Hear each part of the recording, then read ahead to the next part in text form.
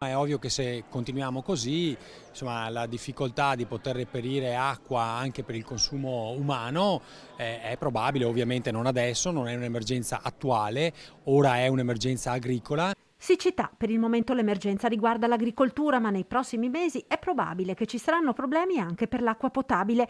Insomma, prepararsi ad un'estate critica, nella quale, ha sottolineato proprio oggi il ministro dell'Ambiente Picchetto, si potrà arrivare ad un razionamento, un'ipotesi in Veneto già presa in considerazione intanto per l'uso agricolo. Attualmente l'unica cosa che possiamo fare se non piove è quella di razionalizzare l'acqua che abbiamo e quindi questo per il momento per l'uso agricolo, quindi metterci d'accordo anche con le regioni contermini, in particolare le province autonome di Trento e di Bolzano e utilizzare questa risorsa in maniera adeguata, quindi evitare che ci siano sprechi e dal punto di vista agricolo e un domani, se continua la persistenza della non piovosità, anche per l'uso umano. Intanto si pensa anche a cosa fare nel medio e lungo termine, visto che a causa dei mutamenti climatici non si tratta di un problema solo di oggi. L'assessore Canera ha presentato in giunta una delibera sulla questione. Fa una ricognizione sul territorio di quelli che sono anche i bacini che potremmo utilizzare, penso alle cave dismesse, certo che sono investimenti a lunga gittata, quindi non possono risolvere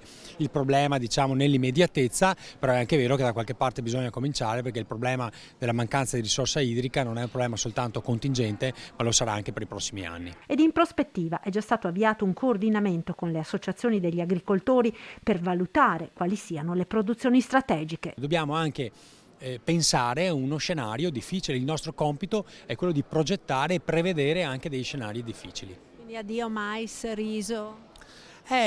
Bisogna, non dico addio, però bisogna anche capire che se l'acqua è quella va spesa e riutilizzata nelle culture che magari con meno acqua danno di più.